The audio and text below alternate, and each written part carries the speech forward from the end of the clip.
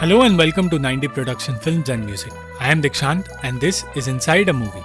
अगर आप इस चैनल पर नए आए हैं तो चैनल को सब्सक्राइब करना और बेल आइकन दबाना मत भूलना। इस वीडियो में हम बात करेंगे 2013 की Italian film the mafia only kills in summer के बारे में, जो कहानी है आर्तुरो नाम के एक लड़के की जिसकी जिंदगी पलेर्मो में बीती है, एक ऐसा शहर जहां उसने प्यार के साथ साथ माफिया को भी करीब से देखा है। आर्तुरो बचपन से फ्लोरा नाम की एक लड़की से प्यार करता था, पर उसके लिए पलेर्मो जैसे शहर में प्यार को पाना आसान नहीं था, इसलिए आज तक वो फ्लोरा से अपने प्यार का इजहार नहीं कर पाया है। आर्तुरो की कहानी शुरू होती है 10 दिसंबर 1969 में, जब उसके माता पिता शादी करके एक नए घर में रहने आए, पर वो ये नहीं जानते थे कि उसी बिल्डिंग में कुछ गुंडे पुलिस वालों की भेस में आने वाले थे और उस बिल्डिंग की ऑफिस में मौजूद माफिया बॉस द कोबरा को मारने वाले थे। वो गुंडे आने वाले वक्त के माफिया बॉस टोटो रीना के आदमी थे और वही रात थी जब आर्तुरो की जिंदगी में माफिया की एंट्री हुई। आर्तुरो का बैप्टिज्म इतिहास का सबसे छोटा बैप्टिज्म हुआ, क्योंकि चर्च के फादर जियाकिंतो को कहीं और जाने की जल्दी थी। वो एक नए माफिया लीडर की पार्टी का हिस्सा बनने चले गए थे और शायद इसी वजह से 10 सालों बाद पुलिस को जियाकिंतो के घर में उसकी लाश, बहुत सारे पैसे और कुछ हथियार मिले। कई सालों तक आर्तुरो ने अपना पहला वर्ड नहीं बोला था और उसके माता पिता ये सोचकर परेशान थे कि शायद वो कभी बोल नहीं पाएगा। पर एक दिन जियाकिंतो उनके घर आए और उन्हें ब्लेसिंग्स देकर जब वो वापस जाने लगे तो आर्तुरो ने अपना पहला वर्ड बोला, जो कि था माफिया। कुछ सालों बाद आर्तुरो के भाई इमानुएल का जन्म हुआ, पर उसकी नजर अपने भाई से ज्यादा अपने पास खड़े एक आदमी पर थी जो उसे डरावना लग रहा था। उसके पिता ने उसे समझाया कि वो आदमी अपने बच्चे के जन्म से खुश हो रहा था, पर वो ये नहीं जानते थे कि वो आदमी टोटोरीना है। बड़े होते होते अपने आसपास आर्तुरो ने सिर्फ माफिया की खबर सुनी, पर पलेर्मो के लोगों का कहना था कि जो कुछ हो रहा है वो औरतों की वजह से हो रहा है और औरतों से प्यार करने की वजह से ही मर्द मारे जा रहे हैं। इसीलिए आर्तुरो अपने दोस्त सेबास्टियन को समझाने लगा कि अच्छी बात है उसकी माता पिता हर रोज झगड़ते हैं, क्योंकि अगर उसके पिता को उसकी माँ से प्यार हो गया तो वो मर जाएंगे। एक दिन आर्तुरो को फ्लोरा नजर आई और उसे समझ आ गया कि उसकी जान अब खतरे में है, क्योंकि उसे प्यार हो गया था। आर्तुरो फ्लोरा से नजरें चुराने लगा और उससे दूर भागने लगा, पर वो अकेला नहीं था जिसे प्यार हुआ था और उस वक्त का माफिया बॉस फिलिपो मार्की भी इस डरावनी सिचुएशन से गुजर रहा था। आर्तुरो ने जियाकिंतो से इस बारे में बात की और जियाकिंतो ने उसे समझाया कि प्यार करने से कोई मरता नहीं और उसे इस तरह डरकर कैद में नहीं जीना चाहिए। उस दौरान इटली के प्राइम मिनिस्टर जूलियो आंद्रिएतो हुआ करते थे, जिन्होंने एक इंटरव्यू में बताया कि उन्होंने अपनी पत्नी को एक कब्रिस्तान में प्रपोज किया था और आर्तुरो उनकी बातें सुनकर इतना प्रभावित हुआ कि वो उनका फैन बन गया। इतना बड़ा फैन कि अपने स्कूल की कॉस्ट्यूम पार्टी में वो आंद्रिएतो ही बनकर गया। आर्तुरो को उसके कॉस्ट्यूम के लिए फर्स्ट प्राइज तो मिला, पर सबको लग रहा था कि वो एक हंचबैक बना है। और जब उसने उन सबको सच बताया तो फ्लोरा के अलावा सारे बच्चे आर्तुरो पर हंसने लगे। उस दिन आर्तुरो ने फ्लोरा को अपने साथ कब्रिस्तान आने के लिए कहा, पर फ्लोरा वहां से चली गई। आर्तुरो को ये पता चला कि फ्लोरा फोफो नाम के लड़के के साथ ज्यादा वक्त बिताती है और इसलिए वो उन पर नजर रखने लगा। उसे एक बेकरी में किसी आदमी ने एक बन खिलाया जो उसे बहुत अच्छा लगा और फ्लोरा का ध्यान अपनी तरफ अट्रैक्ट करने के लिए वो हर रोज उसकी डेस्क पर वही बन छोड़ने लगा। पर क्योंकि उसने फ्लोरा को ये नहीं बताया था कि ये काम उसका है, फ्लोरा को लगने लगा कि उसे ये तोहफे फोफो दे रहा है। अगले दिन उसने वही बन बिना छिपे देने का फैसला किया, पर बेकरी पर पहुंचते ही उसे पता चला कि वो आदमी पुलिस चीफ जूलियानो था और उसे माफिया के लोगों ने मार दिया है। जूलियानो की मौत के बाद पलेर्मो पूरी तरह बदल गया और हर रोज बहुत से लोगों की मौत होने लगी। आर्तुरो अपने दादा के घर जाकर आंद्रिएतो के आर्टिकल्स लाया करता था और यही करते हुए एक रात उसे पता चला कि उस घर में एक माफिया बॉस छुपकर बैठा है। उसने फ्लोरा को इम्प्रेस करने के लिए कहा कि वो उसे उस बॉस के पास ले जाएगा, पर जब वो दोनों उस घर में गए तो उन्हें पता चला कि वो आदमी एक जर्नलिस्ट है जो उस घर में किराए पर रह रहा है और आर्तुरो को झूठा कहकर फ्लोरा वहां से चली गई। उस दिन के बाद फ्लोरा ने उसकी तरफ देखना भी बंद कर दिया। फ्लोरा के पिता ने स्कूल के बच्चों के लिए बेस्ट जर्नलिस्ट कंपटीशन रखा था, जहां उनको पलेर्मो के बारे में एक आर्टिकल लिखना था और आर्तुरो ने आंद्रिएतो के बारे में लिखना शुरू किया। उस कंपटीशन का विनर आर्तुरो ही बना। पर जब उसे उसका आर्टिकल पढ़ने का मौका मिला तो वहां मौजूद लोगों को खबर मिली कि उनके रीजनल सेक्रेटरी को माफिया के लोगों ने मार दिया है और उस इवेंट को वहीं रोक दिया गया।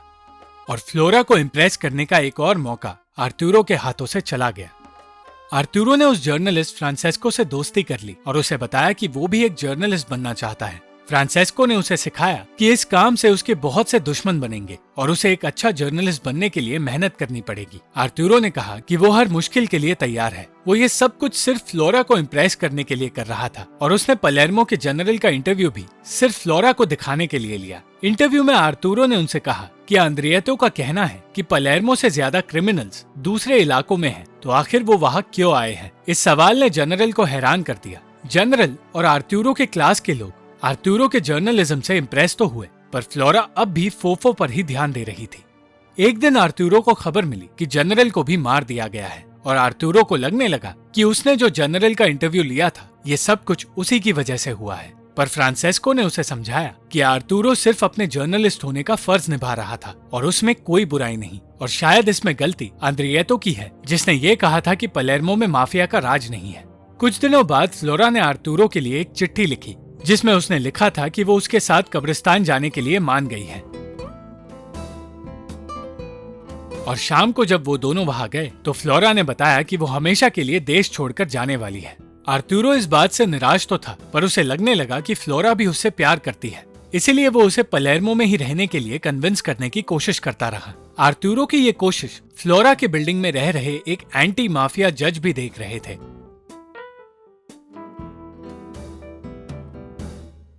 और आर्तुरो के प्यार से वो इम्प्रेस्ड थे।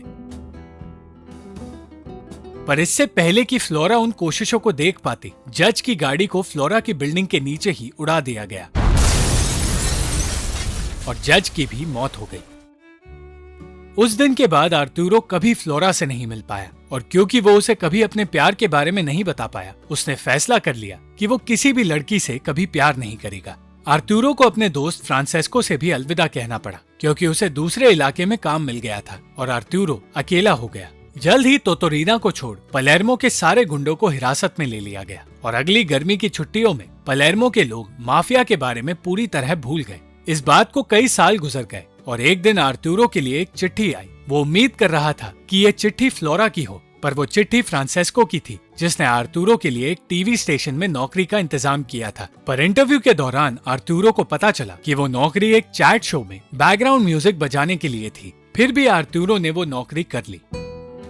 नौकरी की पहली ही रात आर्तुरो से गलती हो गई, क्योंकि उसके सामने अचानक फ्लोरा आ गई और वो उससे अपनी नजरें नहीं हटा पाया। फ्लोरा के सामने ये छोटा सा काम करते दिखने से आर्तुरो शर्मिंदा होने लगा, पर फ्लोरा को देखकर वो बहुत खुश था। फ्लोरा के कहने पर आर्तुरो को एक इलेक्शन कैंपेन में जर्नलिस्ट का काम मिल गया और आर्तुरो का बॉस जॉन-पियर ये समझ नहीं पाया कि ऐसा कैसे हो गया।